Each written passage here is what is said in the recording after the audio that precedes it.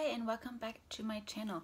Today I wanted to introduce you a resource that I think is really good when you feel like you're ready to jump into reading native actual Japanese. So maybe you've been going to school, you've been doing self-study for a while, and either you want to kind of push past that manga phase, or you're not even doing the manga, you're not doing manga at all, and you just want to get into fiction. Maybe you're a very big fiction reader, not so much into manga.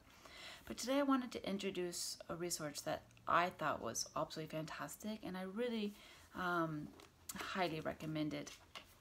And basically that's this. It's called Read Real Japanese, and it's edited by Michael Emmerich. And what it is well, there are two different versions of this, as I'm aware of right now. This one is for short stories by contemporary writers, but I do know there's one for like essays by contemporary writers. So you can kind of choose which one you like according to what you feel you're up to, or what you feel like you're actually up to. And this, it's really like a really great resource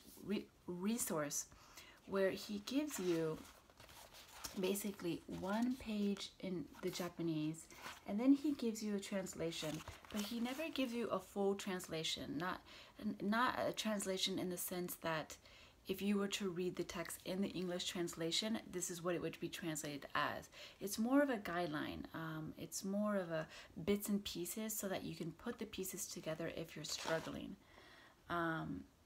So instead of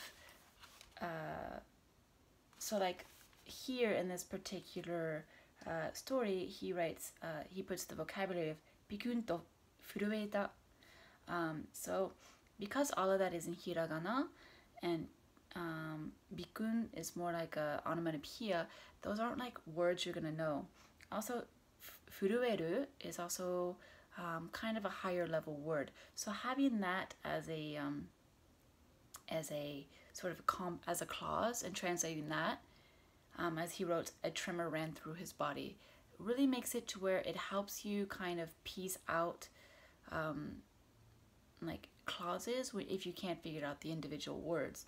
And so it gives you a guideline to help you read these pages.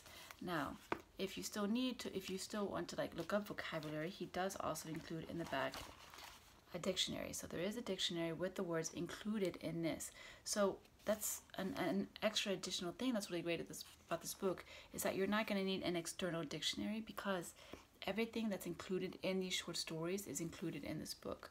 So it really helps you to where like everything is in this one book. It's like properly packaged, and this is all you really need, which makes it a really great resource.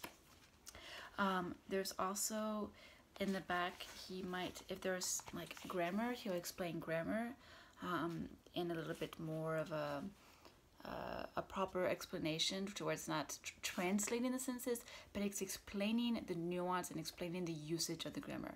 So again, you have a dictionary for individual vocabulary words. You have grammar, which he's explaining it almost as a translator. Well, as he is a translator, he explains the grammar as if you were translating it yourself, instead of just giving you the answer. So that's the thing that's good about this book, is that it's pushing you to read the text within your own powers, and not just focus on trying to look up individual words or trying to look in individual grammar. He's telling you to look at a Japanese text and find clauses, find compounds, find expressions, and put that together.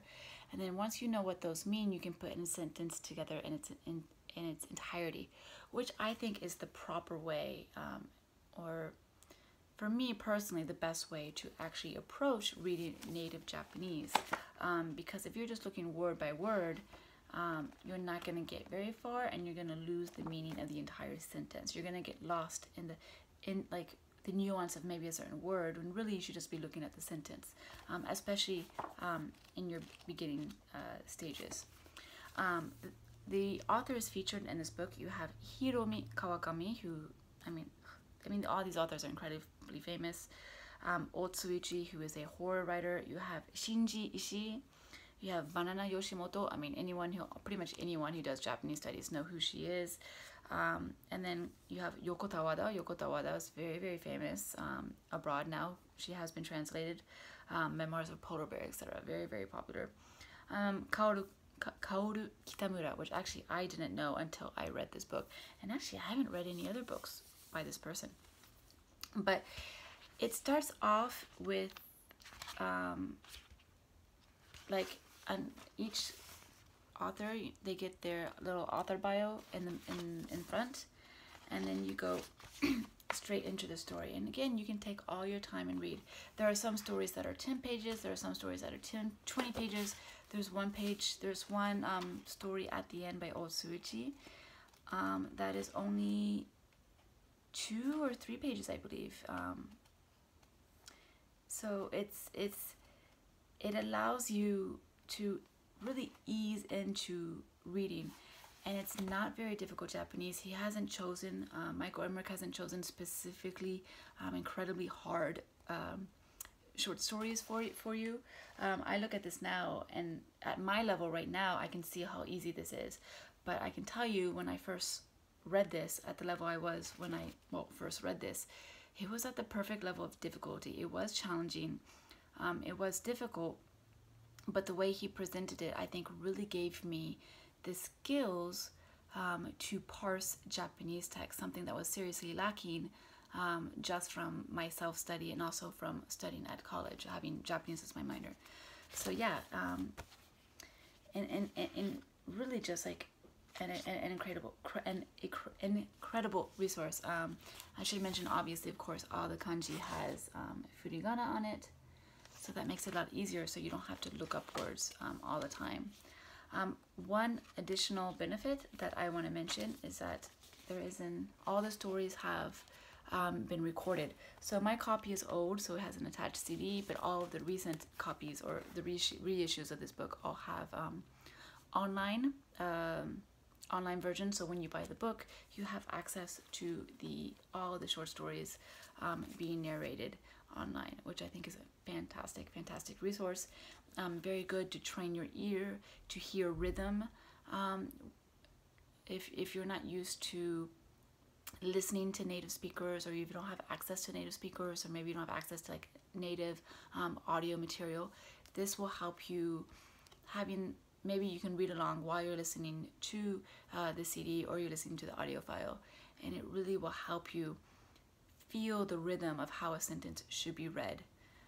So yeah, I just wanted to introduce you to this series today, because for me, seriously, I think this is one of the best